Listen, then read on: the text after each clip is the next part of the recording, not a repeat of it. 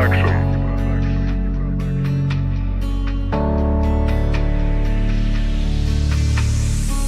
trời thu tháng 10, lời yêu anh trao cùng với một nhành hồng.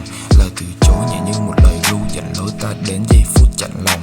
Tâm tư anh hòa vào gió, để mọi thứ cuốn theo cùng mây trời. Nỗi niềm cất lên thay lời là khi bản thân anh đã say rồi. Để khi người khác quay đầu, tiền bạc là thứ mà họ còn lại. Nhưng anh muốn khi ta nhìn lại, tình yêu là thứ vẫn còn tồn tại. Em bỏ đi những đêm quên mình, tạm gác lại ly rượu nồng sáng. Anh dẫn em về nơi an bình, chung sống giữa nơi cửa trời hồng hoang. Đã anh đồng hành cùng thời gian, với những vết thương đã được dưỡng lành. Dù sợi tơ tình đôi mình đã già úa, nhưng đôi ta vẫn chẳng thể trưởng thành.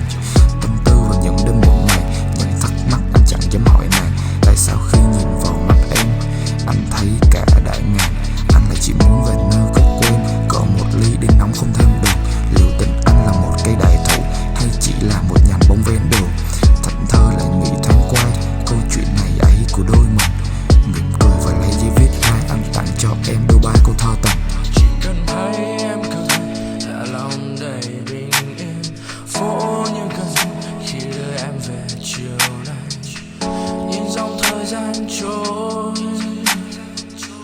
còn kỷ niệm nào về tôi? Nắng vẫn chiếu dù là không được nhiều, trong tình yêu có chiến tranh này dù là thắng vẫn thiếu. Như là trắng và đen vốn ta không cùng màu, chỉ cà phê đắng và em đã đủ xoa dịu nỗi đau.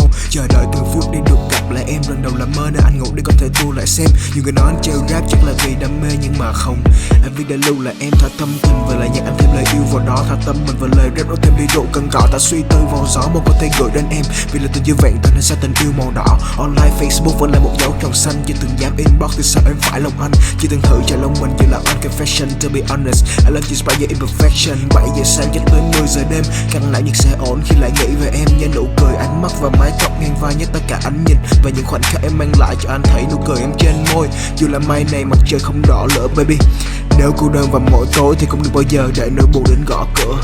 Nhìn nắng mây trắng đưa em về ngàn về, nắng thêm vàng trên đôi bàn tay em. Gió nhẹ vươn trên mái tóc em, mang em đi xa mãi. Và có những